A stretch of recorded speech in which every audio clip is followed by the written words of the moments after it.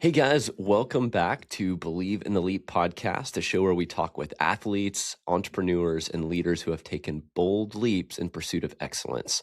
I'm your host, Brad Parnell, and today we've got a really interesting guest. So joining us today is Gary Miller, who's a former elite alpine ski coach who spent decades working with world-class athletes, helping them perform at the highest levels of sport. And today, Gary's bringing that same passion for human performance and energy optimization into the wellness world. As a U.S. leader behind Human Charger, it's a technology designed to help reset circadian rhythm, improve energy, and help people perform at the best. We'll get into that a little bit more. But Gary, welcome to Believe in the Leap podcast. Thank you very much, Brad. I'm happy to be here. Awesome. So I'd love to start with your background. So tell us a little bit about what originally drew you into this world of coaching elite alpine skiers. Well, I was an alpine skier when I was younger. I grew up in, so I go back, I was born in Aspen. So it was kind of it was built into my DNA. My mother skied every day until the day she had me. And then we moved back to the Midwest where my father had a family business that he joined. And it was this typical shipbuilding town on the Great Lakes. And, somehow or another, I ended up skiing and becoming a ski racer. And at 15 years old, was traveling the world, whether it was training in South America in August, then it was racing in Europe, and one thing led to another. But it's been a great life. And of course, the natural thing was to get into the coaching side of it. Eventually, all athletes get to a point where they go, okay, I've kind of had enough, and it's time to move on to something different. And I kind of fell into coaching naturally, and it was interesting because my coach at the University of Colorado in Boulder, he left after being there for probably a decade and went to the U.S. ski team, the national team. And he always looked after his guys, and he called and said, hey, would you like to come and coach for us? And I did. It was just, I think the stars lined up at the right time, because these jobs are, they're not easy to get. It's like anything in a professional sport. It's a little bit the luck of the draw. And but like I said, he looked after his guys, and there were some other, my CU buffs who were coaching there, and pretty soon I'm on the World Cup circuit, and I'm coaching guys at the World Championships, at the Olympic Games, and it was fantastic. It was brilliant. So. Wow, that's incredible. And didn't you say from our last conversation, you had some folks that you coached this year in the Olympics that did pretty well? Strangely, I've done this now a couple times.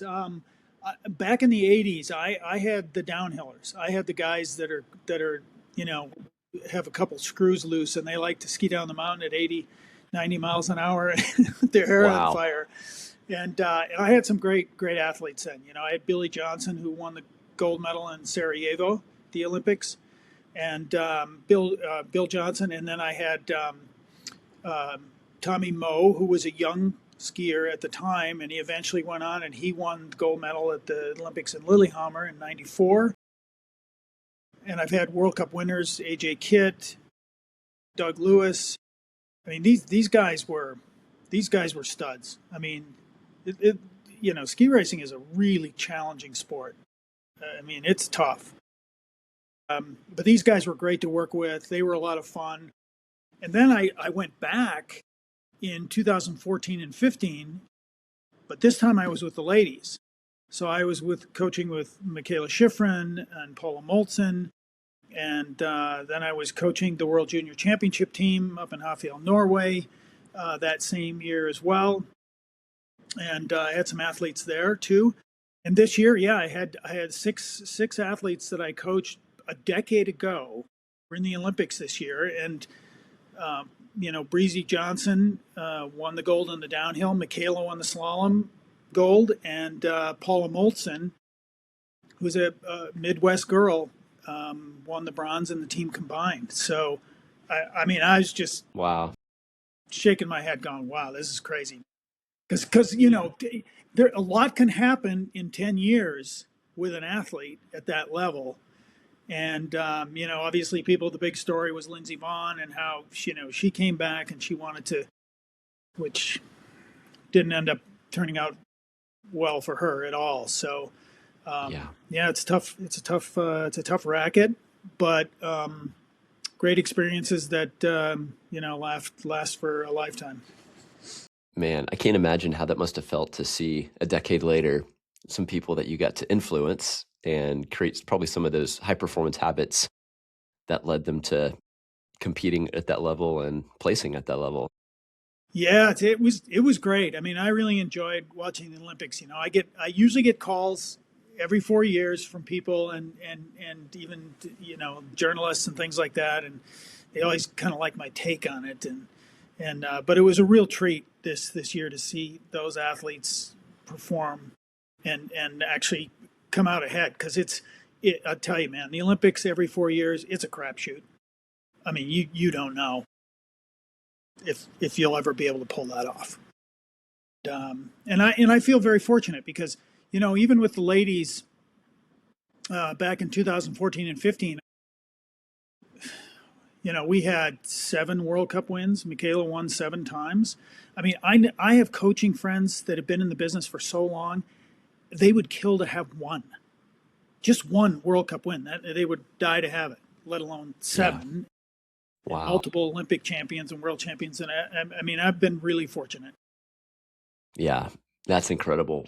How neat to be able to look back on that and just the experiences of going through all that. What do you think, Gary? The thing that separates Olympic level athletes mentally, how they think, how they process things, from everybody else. It's really simple. They are highly detail oriented. I call it the process. That's kind of my thing. These athletes, you get a lot of young athletes that'll come up and they'll move up through the ranks, right?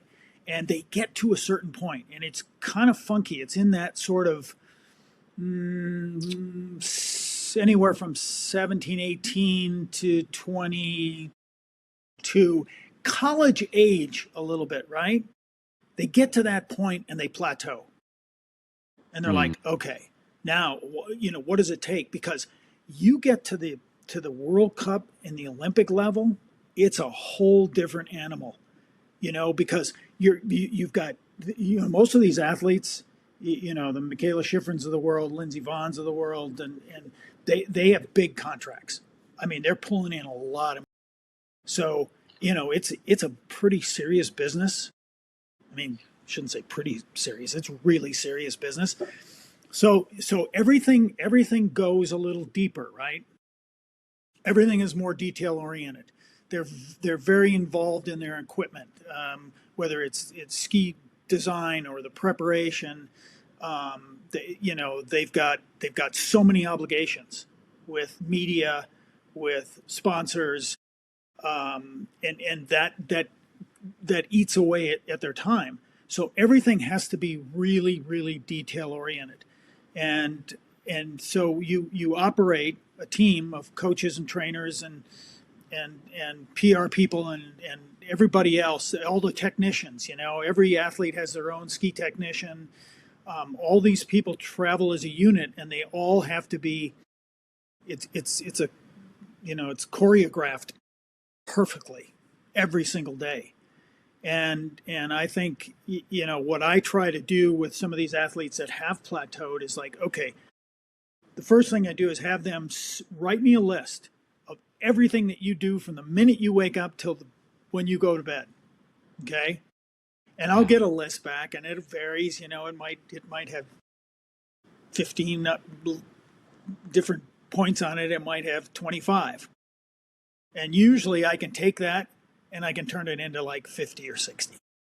Wow. Just keep going deeper. Yeah. Peeling back the onion. Yeah. You have to go, you've got to really dial it in to the details. That's part of it. The other side of it is that from a mental or from a physical perspective, they train at a much higher level. They'll devote, anywhere from 5 to 7 hours a day training physically to be in good shape. And the best Yeah. athletes, and a lot of coaches don't look at it this way. The best athletes have an ideal strength to weight ratio. Mm. And they don't look at that, because I can tell almost by looking at an athlete whether they're 10 pounds overweight or underdeveloped, or you can tell. And in a sport like ski racing, where you have to be pretty optimized. If you're too heavy, you're not as quick. If you're too light, you don't have this physical strength. So it's Yeah. it's it's everything that you do, and there's a lot involved. Now, at the elite level, you do have the trainers looking after you, which is a bonus. You're not trying to do that yourself, right? You know that when you go out and you do an ultra marathon, you know it's the three of you, yourself, and I, right? So That's right. it's one of those things, and that may make it a little bit easier. But again, they've got a lot of other things that are Yeah. creeping into their mind. Um, yeah. I'm guessing too the balance of training, nutrition, and recovery is probably is that what their trainer helps them with too? Do they have all of that in mind if they're training 6 or 7 hours a day? I'm sure what like saunas and Yeah, cold plunge or different recovery tactics to make sure they're fully optimized. yeah. No, they. When you do that, you've got to have massages periodically, um, and you've got to have a trainer that can really oversee what you're doing. And they put a lot of faith in those. I've kind of a funny story. When I was at the World Championships in 2015, in Vail, I ran into an old coaching colleague of mine. He's a French guy, Jean-Pierre Chatillard, and sadly he's passed. But JP was a great guy, and we were talking about some of the younger athletes that they don't free ski enough, which just go out and ski, right? And he said, when I was coaching the Swedish team, he said I would take all the girls to a place like Chamonix, France, or someplace which has really really long runs, and he said we would do 3 nonstop runs a day. That's all we could get in, right? And a nonstop run. I don't know if you've skied or you understand that a long run, those thighs are burning pretty Oh pretty yeah. hard, right? So he would do these, and they couldn't stop. They had to go top to bottom, and then he would do that for 3 or 4 days, and then he would take them all down to the Mediterranean to a spa, and they would Wow. then they would do hydrotherapy. They would get massages. They would for another couple days, just so they could Wow. recover. And Amazing. he said, when the season came around, these guys were beasts. I mean, they were really tough, you know. And I Yeah. and I think you get to that level, and because you've got money on the line and you've got prestige and all this stuff. I mean, you've got to go way beyond what you think you could ever. Gosh, yeah. I've got to think that pressure, it's probably good in a way to push people to limits that they never would have pushed themselves on their own. But yeah, it sounds like a lot riding on performance and becoming the elite. It's not an option to become an elite performer. Like you have to be an elite performer with that kind of money and that kind of pressure. Yeah, because you Um, won't you won't la- you won't last. yeah, yeah, wow. And then I think that durability, I'm sure too. It's like the mental resilience, having that mental capacity to handle that kind of pressure and perform at your best for that hits on all sides pretty hard.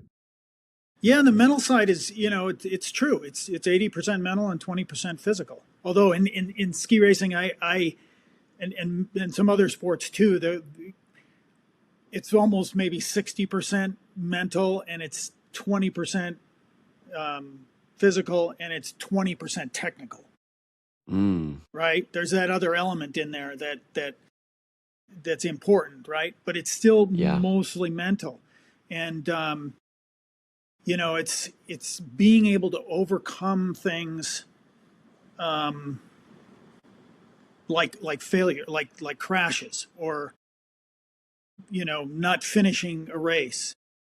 I mean, Yeah. those, after a while, you get a half a dozen of those in a row, and you're starting to question, God, what the heck am I doing wrong here? Yeah. Why am I not doing this? It's gotten better over the years because you get the top 20 athletes in this World Cup ski race that are all pretty much similar. Every now and then, someone they'll hook a tip, or they'll make a mistake, and but for the most part, they become a little more consistent with. There's a term for it. It's machinistic, or it's more like a machine. Got They're it. really Yeah. finely tuned. But it's their Yeah. livelihood. That's what they do. That's what That's they what they do all the do. time. Yeah. If you could train those kind of hours every day, and put all your efforts into it, you'd go up. You'd dramatically go up. Your level would go up. Yeah. You'd be that machine. Got to Yeah, train to be the you would. machine. Yeah. So you mentioned like crashes or failures. What do you think? Like the difference of how those elite sponsored professional athletes, how they respond to some of those setbacks or failures or crashes or tip hooks. It's a great question, because that's just what happens in sports, right? And it was funny, because when I was with Michaela the first time, and we were at Copper Mountain and we were training, and she rarely ever falls. I mean, this woman is so consistent, and so there was a slalom course, and she came down, and I had the camera out. I was doing some video, and she just hooks a tip and beats it in hard. I mean, she Gosh. just, you know, and she kind of skis down to where I am. I said, "You all right?" She's covered in snow. And she said, "Yeah, I'm all right." But she was madder than a wet hen. She was cussing about it. That was really stupid, and da, da, da, So we skied down to the lift, jumped on the chair, fired up the video so she could see what she did. Yeah. And then, we were having this conversation, and I said, you know, how do you handle stuff like that? She goes, well, she said, just like a goldfish. She said, I have a really unique ability to forget bad things. I can just Mm, erase it, and wow. I get rid of it. And so there's really, to answer your question, there's two ways you can do it. You can either hold on to that mistake, or you can process it quickly and then toss it away. Now, she's lucky because she's consistent enough where she doesn't have as many of those things. I think the thing that really went upside down for her was Beijing Olympics, where she didn't finish any event, and was expected to medal. And of course, social media just ate her alive, which is sad, because that should never have happened. And of course, this year in Cortina, she turned off her social media, didn't even look at it for the time she was there. Yeah. Yeah, Do you think that sometimes helped her mindset? yeah, you get rid of it. You can't listen to it. So you can either and ski racing is kind of unique, because you're either going to finish a course, or you're going to crash. So and there, I remember some great athletes. Bodie Miller was a classic example. When he was younger, I think he had to basically just stand up to finish a race to keep his points, because he was crashing all the time. And eventually you get through that, you just get through it. But you have to be able to erase it really fast. Yeah. Yeah. I love the goldfish analogy. I think that's something we could all use a Just little more of. take it away. That's why that's why I like the car analogy I like the best is that's why the rear view mirror in the car is so small and the windshield is so big. It's like look ahead. Keep looking ahead. Absolutely. Absolutely. So I love how you talk about the like discipline, attention to detail. Why do you think, Gary, the small habits are so important? Oh, it just makes life run smoothly. If you miss things all the time, you just don't have a process. if you don't have that list, if you don't know exactly what you do every single day and have it mapped out, things are going to slip through the cracks. They just do. And I don't care if you're an athlete or you're an entrepreneur. Entrepreneur is there's no place for sloppiness. You've got to pay attention to the details, especially when you're trying to start a business and you're trying to get it off the ground, and it's really important to have that. And the people that are generally really meticulous about that are the ones that are the most successful. Yeah. It doesn't guarantee Well anything, but your chances are a lot better if you're paying attention to the details. Yeah. What would you say to entrepreneur or athlete that has told themselves, whether it's true or not, that they're just not good with details? They're not detail oriented. They miss stuff all the time. They have aspiration to do these big things. Do you think that's something that they just need to get people around them to help them with that, or bring someone next to them that are better at details? Or how would you coach someone that tells you, I'm just not naturally gifted at details? Uh, so I'm old school, man. So I call BS on that. I mean, it's that's like somebody's telling you, okay, I'm not a morning person. Hmm. Okay, Which I'm sure you and I have heard a lot of that. exactly. So it's like, wait a minute now. Nobody's born a morning person. That's a learned trait, man. That's learned. My son's not a morning person, okay? Yeah. But when he was in flight school, he became a morning person because he had to get up at 4 a.m. to get to the airport to prep his airplane, and you it's a pattern. I don't know if I was really a morning person. I mean, I grew up in a household where my father wouldn't let any of the kids sleep until or past 8 o'clock in the morning. That's just the way it was. And of course, in the wintertime, we're always going to the ski resort or to ski or to race or something, and we're always up early. So you develop that pattern, and it's I don't know. I mean, this is a really kind of a bizarre analogy, but if you take your car into a mechanic and you walk in and the guy's got a really nice clean shop and everything looks organized, and your first impression is going to be, this guy must be pretty good, and if it's busy and everything like that. You walk into the guy down the street and it looks like a junkyard, and you're going to go, ooh, do I want him working on my car? Exactly. Yeah. Yeah. Perception So can be reality. exactly. Yeah. So Y- Yeah. I love that. I think that's good for all of us to hear too, right? I think we give ourselves those excuses of saying, I'm not this kind of person, or I'm not the kind of person who, and I think at the end of the day, it's, it takes what it takes. Who's the person you have to become to get this kind of result or outcome, and pressing into that uncomfortable action. But that's a great analogy. Okay, so let's pivot a little bit, Gary. Thanks for sharing about your past and the amazing Olympic folks you got to coach. How did you partner with Human Charger? Tell us a little bit about what that is. You bringing it to the U.S. market. Tell us that story. that was an accident. I shouldn't say it was an accident, but it was it was I guess but a better term would be fate.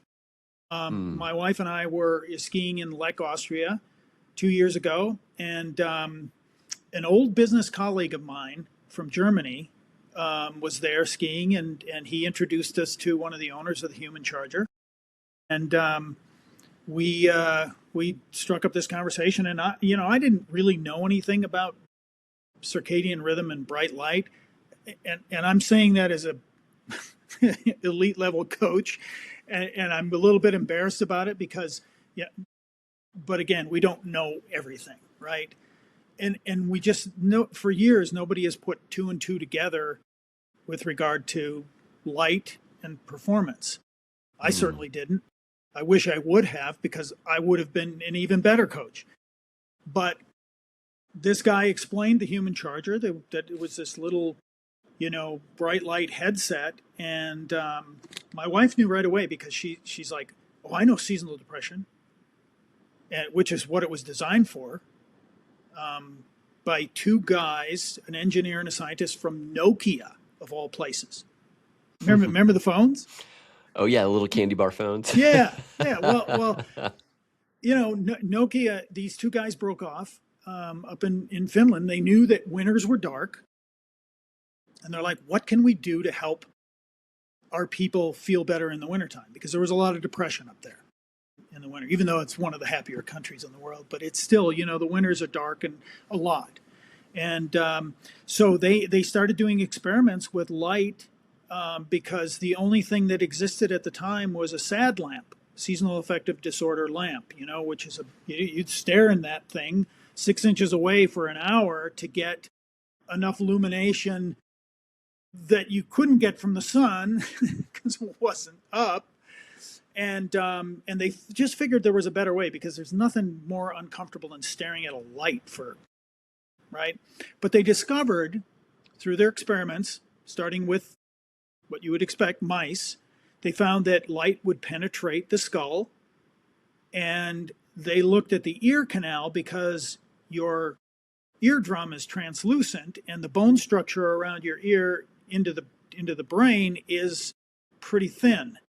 So they thought, let's give this a go. And they did. And basically they found that with transcranial bright light through the ears, it can reach the hypothalamus, which controls your hormones, your cortisol and your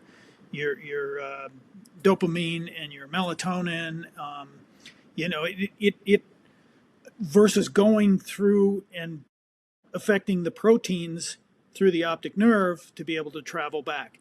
It just was a faster delivery, and it was much more efficient, because all you have to do is push the button, and it's on for 12 minutes, and then it goes off automatically, and that's enough light to kickstart your circadian rhythm. Yeah, that's fascinating. So backing up just a little bit, Gary, can you explain? And I've got a pair here. I actually wore them this morning when I popped up. Can you explain, kind of just third grade, what this thing actually is? What is the human charger? Well, we call it a bright light headset, and it delivers 10,000 lux, which is the same as an SAD lamp, 10,000 lux of bright light, via earbuds through the ear canal. I mean, it's about as simple a device as it gets. It's kind of based off that old JVC Bluetooth headset that you could put around your neck, right? And then, with the earbuds, you put it in there, and and the beauty of it is you're not sitting somewhere looking at a lamp. You're walking around the house. You're getting hydrated in the morning. 12 minutes goes by really fast. It does, yeah. Right?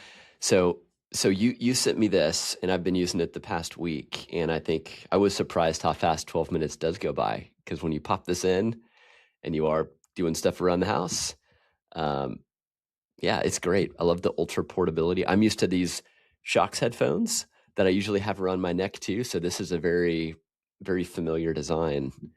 And it's great. I got up this morning, popped them in, and as I was getting ready, it was dark outside. It's cold here in Texas, so it was a perfect kind of get the day started and feel a little bit more refreshed before you hop in the car. Yeah, and listen, you have to keep in mind, okay, we're all human beings. We're all different. There's none of us on the planet that's the same, right? It affects people differently. My wife was the first one to really use it for a week and go, oh my God, I've never been really able to get up at 6:30 in the morning and feel ready to go. My sleep patterns were changed, and she has anxiety and sometimes panic disorder. That kept her calm down. And, in the afternoon, when you get a little sleepy, you pop those things in, and about 20 minutes later, you're wide awake again, which is really bizarre. And we've got coaches using it that are, they're on the mountain for 4 or 5 hours. They jump in the van, they drive everybody back, and they get tired on the road. They get sleepy.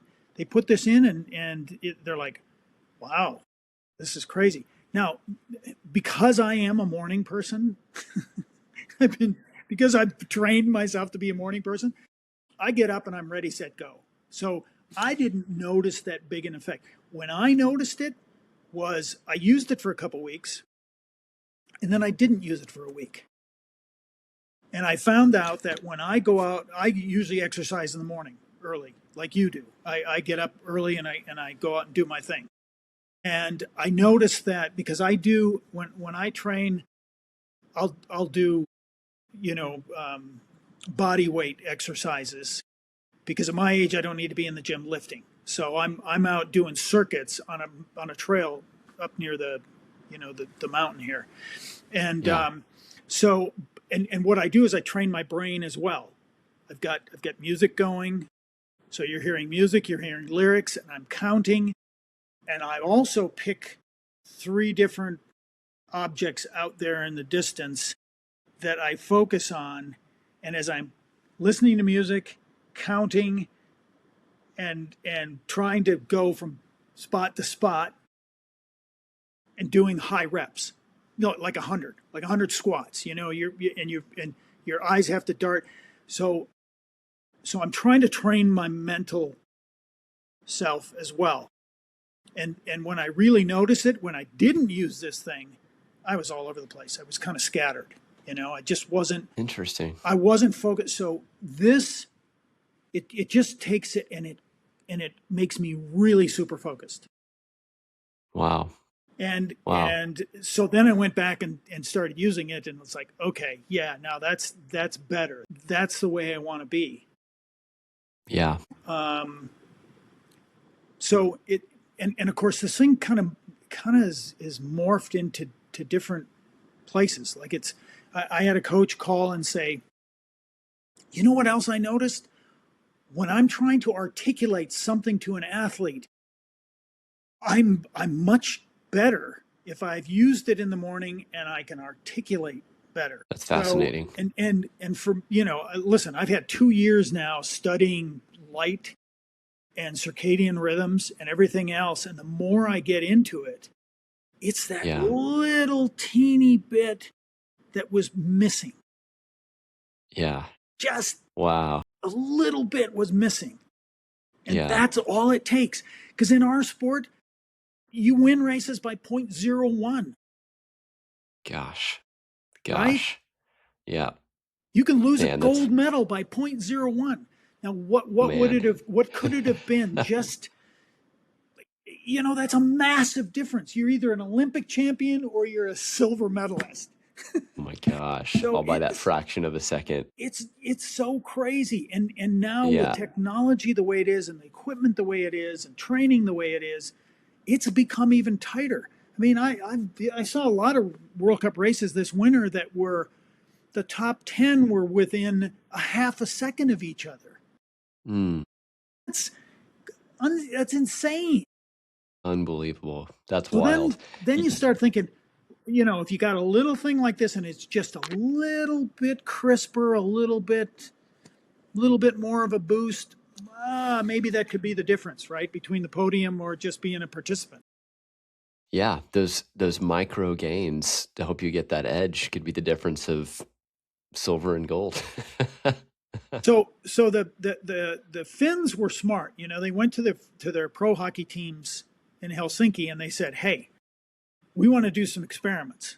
And they did. And they determined that using the human charger on hockey players sped up their psychomotor speed, which is their reaction time, in arenas, because arenas don't have the power of light that you would on outside with the sun. Okay. Yeah. The sun Yeah. outside will give you 100,000 lux of light, which is how they measure light, the lux, right? Wow. Yep. In Yep. an arena like that, if it's televised, it'll be 1,200 to 1,500 lux.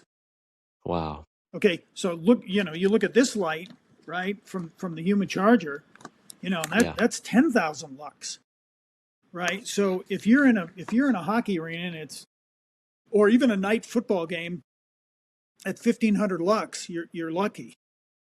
Wow. Yeah. As You opposed know. to 12 minutes with some headphones on.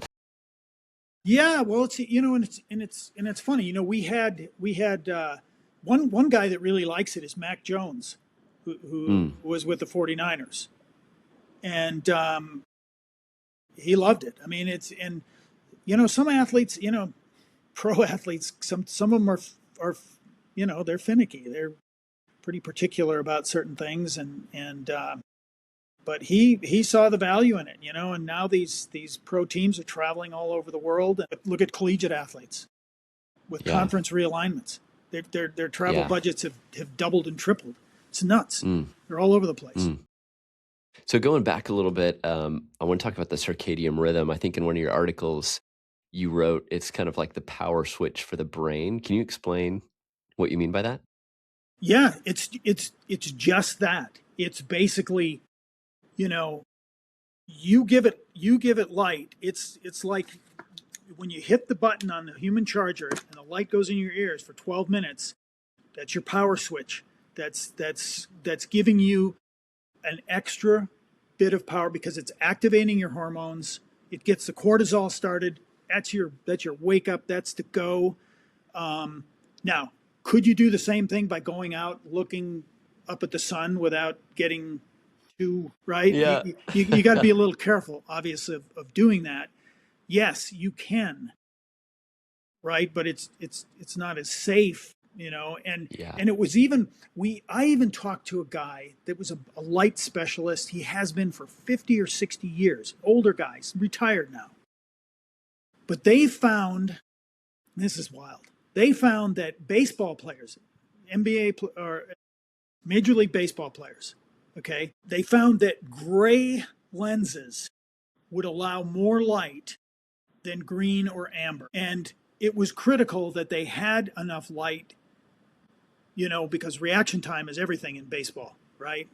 Yeah. So, and so the MLB changed where they wouldn't allow any more green shades or amber shades on Huh. sunglasses. Just bizarre. Wild. Yeah, That's wild. yeah. Huh. Gray is the go-to. It obviously there's something to it, and I didn't go too deep into the science. Yeah. But the more I get into it, the more I see how performance is impacted by light. Yeah.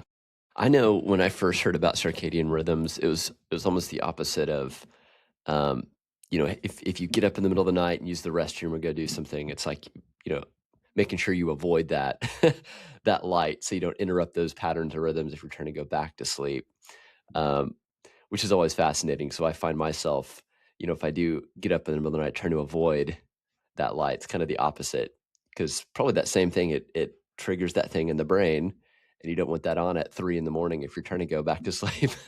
No, it makes it uh, it makes it tough, and it's and now it's critical too because we've got all these blue screen devices, the blue light devices. I mean, your phones are notorious for that.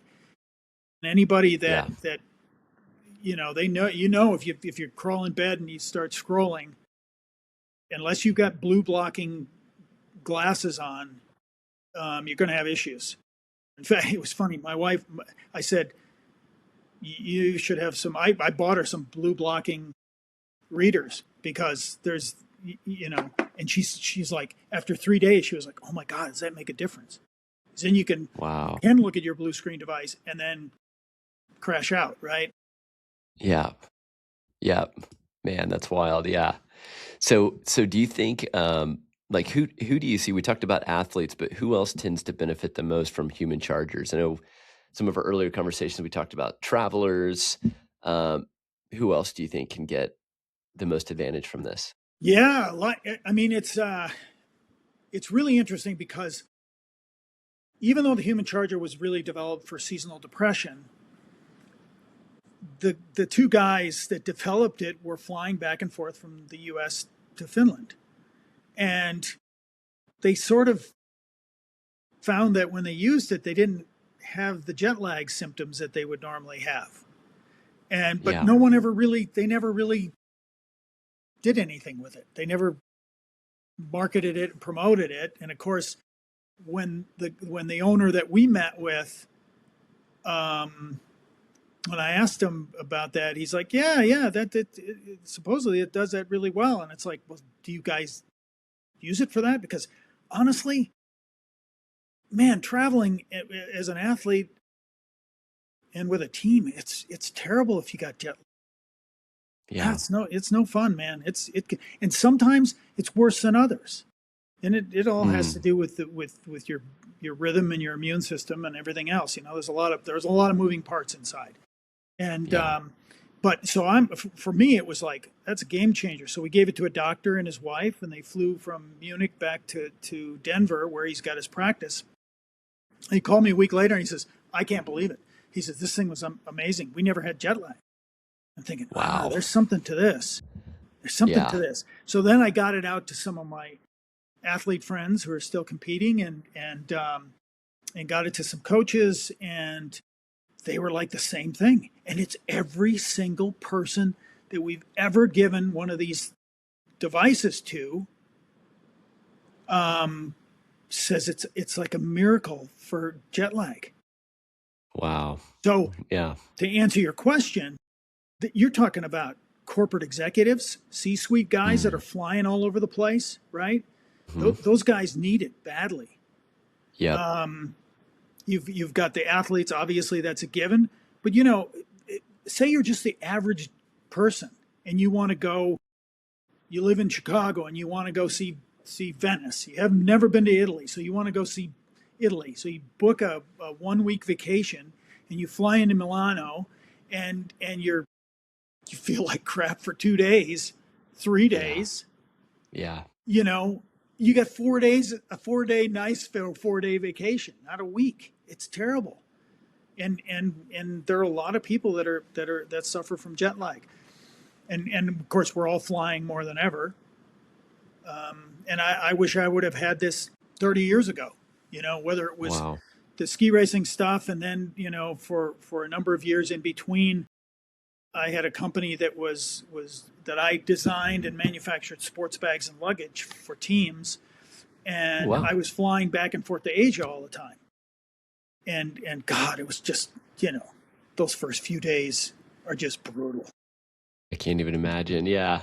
And well, I'm thinking too, I think when you and I first talked, I got excited thinking about myself and my buddies that do uh, the F3 group, right? Really early morning workouts. We get up at 4 or 5 every morning. We're outdoors doing body weight exercises, um, no sunlight, but that's how we start every day. So imagining, hey, if we get that little bit of edge, a little bit of that circadian rhythm, flip the switch, wake up call at on the drive to the workout, like that could be give us a little extra edge. Or doing ultra marathons, or like the one I'm doing this weekend. We start at 6 in the morning, um, and this one I probably won't be running through the night, but some of us will be. So when you're running through the night and you've already been on your feet for 12 plus hours and the sun's going down again, your body's already crashing. That little edge at an aid station or just running with those in your ears. I remember a couple instances. I was pacing my cousin once on his first 100 miler, and I ran 54 miles, but my run started at 8 p.m. So we had to run 8, 9, 10, 11, 12, 1, 2, 3, 4, 5, 6. So it was 11 hours before the sun came up. And I didn't even know what the course looked like. All I saw was my headlamp and the trail in front of me for almost 12 hours. And there's a weird sensation where you almost fall asleep a little bit, like your body kind of goes to this weird unconscious state where you're moving, but your brain is trying to shut off because it's got no light source other than the lumen shining in front of you, but not in you. So you're looking at rocks and roots and trail for 11 plus hours with no other light source. So thinking about, man, that would have probably been pretty helpful. Just a little boost of wake up juice to your brain to have Let, some light in your ears. let me tell you that you're spot on, and it goes back to the science thing again, right? Because think back 40 to 50 years ago when everyone just woke up with the sun and they went to bed when it got dark. It was kind of normal. When it gets dark, the melatonin kicks in, and that's your sleep hormone, right? So yeah, you're going to feel punchy.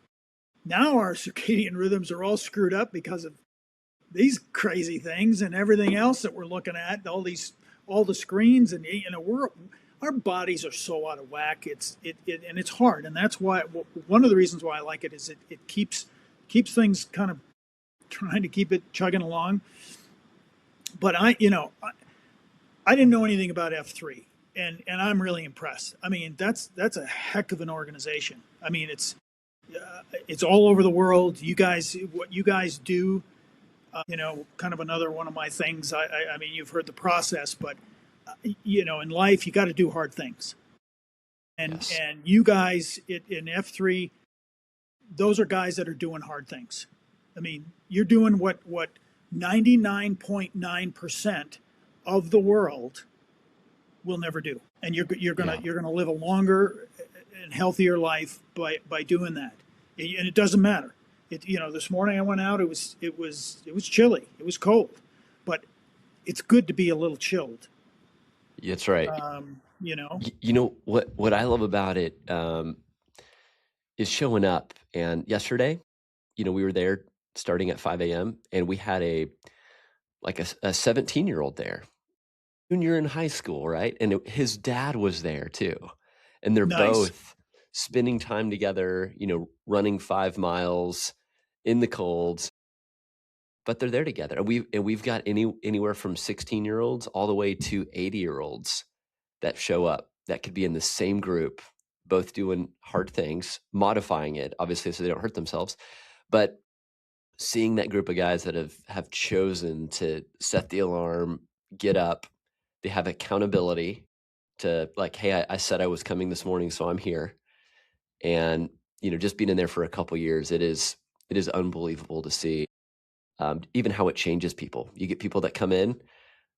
We had a guy the other day, uh, brand new kid, fairly newly married, kind of young, um, wants to get in shape, wants to build community.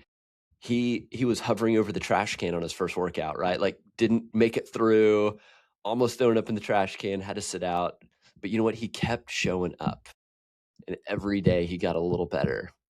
And I'm sure you've seen that too, that transformation where you see it click in people's brains and they embrace the hard stuff, and it changes you, changes who you are and who you're becoming and your habits. And it gives you a reason to get up early. And that community is a big help too. Like I said, I'm really impressed. And I'm writing a book right now on pain, and I talk a lot about it in this book about doing that, and Mm, it's showing up. You don't need to get up every day and feel like you have to win. Okay, you got to show up every day and embrace the grind. And if you do that, and you do it with purpose, and you do it with focus, and you do it with discipline, you're going to make some gains.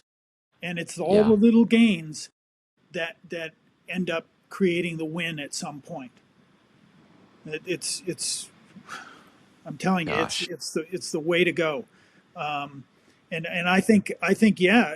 I mean, I think the human charger. It's one of those things where the biggest challenge for us is to get enough people to understand their circadian rhythm and how much it can benefit them from a health and wellness standpoint, right? You want to keep your body running at an optimum level. Yeah. No, absolutely. That's so good.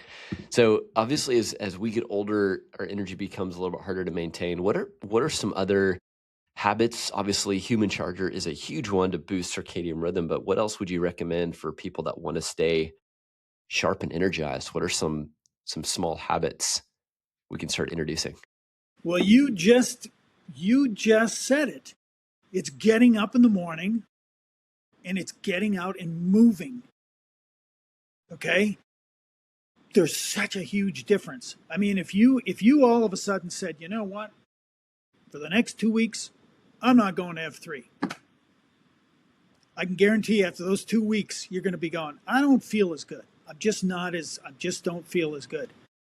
And for me, after all the injuries and stuff that I've had and all the training that I've done over the years, at my age, okay, knock on wood, okay, I don't have, because of all the exercise, I don't have the aches and pains that a lot of my friends have. And it's by getting out and moving. It's moving, Yeah. I was lucky because I grew up in the, the 60s, 70s, and 80s where, we didn't have TVs and mobile phones and all this sort of stuff, right? We played Yeah. outdoors all the time. That's all we did. That's what you did. You played a lot and you did a lot of different things. And Yeah. it's not always, today, in the wellness space, they're all looking for the miracle cure. They're all looking for the miracle fix, whether it's a vitamin or a pill or whatever it is. It's no, Yeah. no. It's getting up, hydrating like crazy, and walking out the door and doing something. Yeah. It's the simple but not easy part, right? It's like, it's really simple. Really simple. Get up, move, hydrate, but it's not easy because your mind's gonna tell you no. You got to tell your brain to shut up and create that discipline. The first, and this is always the hard one, right? I mean, so I've got a chapter in my book called "The Dumbest Holiday There Is," and you know which one that is, right? What's the dumbest Gosh, holiday? I don't know. Okay. Which one is it? The dumbest holiday is New Year's Eve. Everybody's Yeah. like, yeah, I'm going to get myself in shape and I'm going to not drink and I'm going to do this and I'm going to do. Well, that lasts about 2 months. But they get a gym membership, they go a few times, they get really sore. Then they go, oh, well, maybe I'm not going to go today. And oh, something came up. And pretty soon they're not going anymore. Yeah. And they're back to the old routine. Yeah. Gosh. If you can do this, this. I'm preaching to the choir here because No, man. with F3, God, now you're in a pattern. Now you've developed your process. You can refine it any way you want to, but you've got the bones. Your structures, you built that, right? You've got the bones. It's like a house. You can look at a house and go, yeah, that house has good bones. It's built well. Yeah. You just need to maintain it. That's right. Yeah. When you talk about, Gary, the discipline and the structure, and the mindset, it reminds me of, I think if I think years back, the one thing that changed my life, it sounds dramatically, but changed it forever, was I did this program. I don't know if you've heard of it, called 75 Hard. No, Does I that haven't sound heard familiar? that. So it's a guy named Andy Frisella, and he created this 75-day challenge. And he's this big, intimidating looking dude that owns a supplement company, kind of a internet celebrity guy.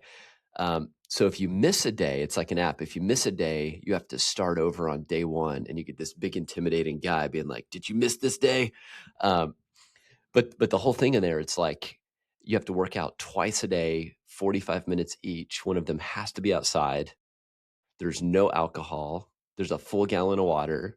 You have to read 10 pages of a book. It's all of these like mindset and physical things. So I did that 3 or 4 years ago, and it created these permanent habits in my life. Like, I haven't had a drink of alcohol now in like 4 years, and I don't care if people drink or not. But for me, that was a life-changing moment that I can say I've got discipline and control over this thing. Whether or not it's good or bad doesn't matter.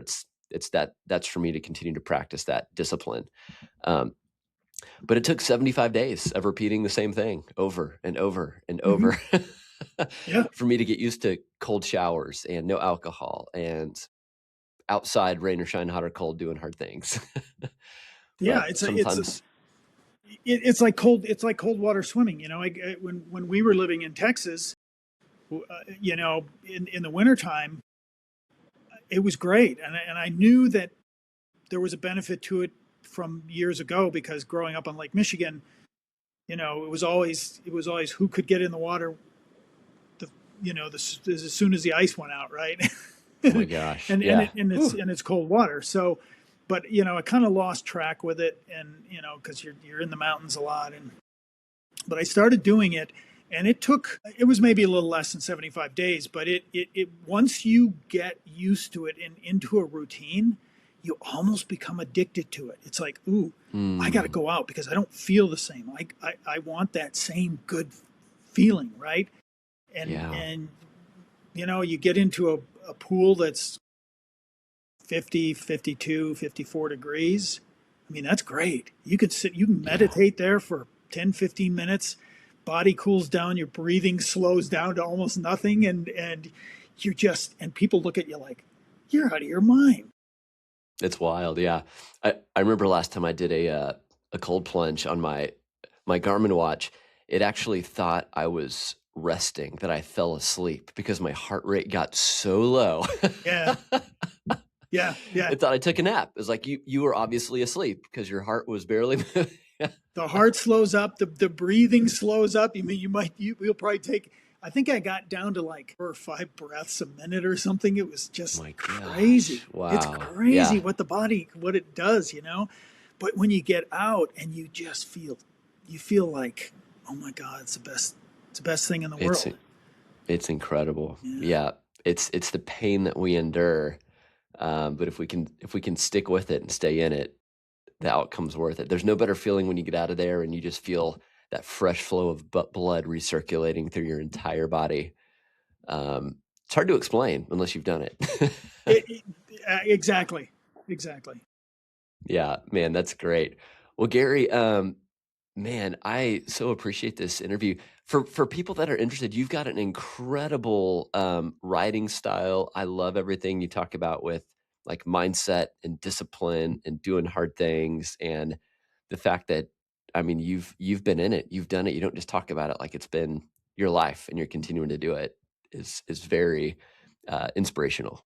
Thank you very much. I appreciate it. Yeah, I've been, the Substack thing for me is new, but I really enjoy it because after all these years and doing all this sort of stuff with athletes and flying around the world, you get these stories, and you have to share this stuff with people.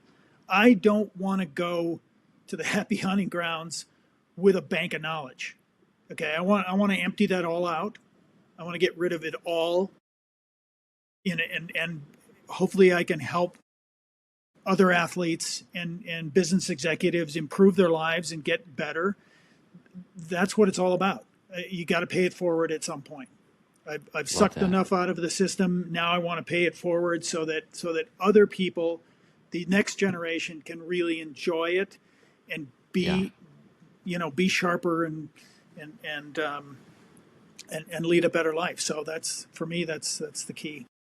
I love that. That's great. Well, I'm going to put in the show notes here, so whether you're watching this on YouTube or listening to the podcast, I'm going to put a link to Gary's Substack, and that's where you can go subscribe to hear his writings. And I think just that habit of daily reading too, of taking in other people's content and taking action on it. I know for me personally, the one thing that has changed my life the most is not just listening to things and saying, "Oh, that's a good idea. I need to log that." It's actually taking action, and that's what gets you the results, right? It goes, I was taught it from one of my coaches of the acronym of TFAR, which is thinking, feeling, actions, results. So if you don't move past the action part, you're never going to get the results. Right. But I'm going to put Gary's Substack link in the notes here, and then also the link to the Human Charger, guys. If you're interested in one of these and want to try it out, I've just been like my first week with it, and I love it. I'm bringing it to my 50-mile race I'm doing in a couple days. I'm bringing it to my 100-mile overnight race I'm doing in a couple months, and I cannot wait to use it. I need all that extra edge I can get out there in the dark. But is there anywhere else, Gary, that people can follow you or connect with you? No, they can go on our website is humanchargerusa.com, and we're making a few changes to that, but it's no, it's great, and I think you're going to really find this to be a beneficial tool, and I think it's ideal for what you do, and I can't wait to hear your story about that because it I think it opens a realm of athletes that could benefit from it. I mean, the number of ultra races here in Europe in the Alps is just crazy. I mean, there's like over 1,000 of them. I think it's nuts. Golly. So imagine, and this is, just throwing spaghetti in the wall. I mean, imagine Human Charger being a sponsor at one of those, right? Having a booth. Be Um, fantastic. Be be fantastic. amazing. Yeah. You know, I just imagine like knowing, as I've just been getting into ultra running the last few years, but everything is fatigued. Your brain starts to shut off. You've been on your feet for more hours than you'd ever thought. And then when the lights go out, like that's the one thing you probably need, you know, is just come and get recharged. You could have a cool little recharging booth. If there's an aid station, you could be like, hey, sit down, 12 minutes, pop these in your ears Exactly. and recharge before you head back out for your final 10, 20, 30 miles. Well, I can't wait to hear how it works with this 50 miler coming up. I think that you're going to be you've got a friend doing it, or are you doing this? Yeah, so I'm running this weekend. So I've also got a friend running the 100 miler. So I'm doing 50 miles this weekend. So it starts early. I won't be going through the night, probably just be 12 hours, but it will start at like 6 in the morning, probably finish at 6 at night. So I might get a before and after. And then in May, we're doing the Vermont 100 miler. So that one is going to be over 30 hours time on feet. So we'll be early in the morning through the middle of the night. So that's where this thing will keep me alive. We'll listen. We'll develop. We'll get together and we'll develop a protocol for you because I'm really curious because I think it would help a lot, and obviously what I would do is use it a half an hour before you go on your 50 miler and use it. I'd put that thing on at maybe 4 o'clock, 3 or 4 o'clock, because you're gonna run into, like you said, you're gonna run into a slump at some point. Things are gonna bog down a little bit, probably more mentally than anything else, right? Yep, that's And good. and I think it'll be weird, and I think it'll be weird. I think you'll all of a sudden in 30 minutes later you're just gonna go, wow. It's like it's not like taking an espresso or a Red Bull or something like that, because there's no Yeah, crash at the end. It's just you're up and you're sustained, which is amazing. like it'll take you right till 6 p.m. and you're good to go. I love it. You know what else? I think I'm staying the night to help my buddy support him get through his 100 miler. So I'll be at the aid station. So I might actually have this for him as he's coming through, Uh, you know? do it absolutely. How long are they at the aid station? So depends. Sometimes it could be that full 12 minutes. Um, if he's going for speed, he's in and out. But after mile 50, everything Yeah, kind of becomes survival. So it might you're be a halfway there and you're trying to survive. Oh my God, yeah, that's I know. crazy. So it might be, this would be perfect for 100 milers. Like, hey, halfway through, you're 50 miles in, the sun's back down, you're changing your shoes, you're changing your socks, you're getting refueled, you're getting mentally prepared. I think that could easily be 12 minutes. So that could be a cool, like, hey, pop these in your ears. We're going to make you some food. We're going to get you new shoes. We're going to get you ready to go back out there. And by the time he's ready to go out, you know, pull these back off, send them back That's out. Why not? Absolutely. Yeah. And so I'm going to be bringing my um, camera too to document the process. So I'm gonna try to capture some of that on video. Oh, fantastic, fantastic. I'm psyched. I think it's a great thing. There are a lot of ultra marathoners out there. There's a lot of these like I said over here. It's crazy. Yeah, There's like I three or know we four need times more than what they have in the Rockies, for example. unbelievable, man. Yeah. Yeah, Yeah, we need to make it a thing, man. Get out Yeah. there in like Leadville and some of these places, rock some human charger swag, get the word Yeah, out. exactly. Exactly. Exactly. No, this is great. Well, Gary, thank you so much for being on the show. Guys listening, this is really a treat. I think seeing Gary's experience of, being a coach to just ultra elite Olympic level athletes and how he approaches life. Go read his Substack. Click the link, read a Substack, try out the Human Charger. It really is incredible. I cannot wait to make this part of my daily routine here. And as I always tell my friends, it's funny, we joke around. It's like, man, being a runner, I didn't think was going to be, not that these are expensive at all, but it's like, I didn't think I'd be spending any money or spending a lot of money as a runner. But it's like the shoes and the hats, but you're investing into yourself, right? All the supplements, all the things you're doing, you're actually making yourself a better human and making you live longer and be better for the people around you that you show up for. So I love finding new ways to improve our life and our health, and doing things like this to get 1% better is a big deal. So thank you, Gary. Any final closing words or thoughts you'd like to leave us with? No, thank you for having me, though. I really appreciate it. I think we covered a lot of ground. I'm thrilled to be able to pass along some of this stuff, and again, kudos to you for what you and the F3 group are doing, and I think we can do some things down the road together to really help those guys as well. Agree. I wholeheartedly embrace what you guys are doing. I think it's fabulous. Love it. Well, we'll find some ways. We'll talk offline to continue to collaborate on some different ways to get it out in front of people. But guys, thanks so much for listening. This has been the Believe in the Leap podcast. I'm your host, Brad Parnell. Today we've been listening and talking with Gary Miller, that his experience, and we talked about the Human Charger headset and the light headset and some of the different ways that he's inspired other people. So thanks for listening, and we will catch you on the next one.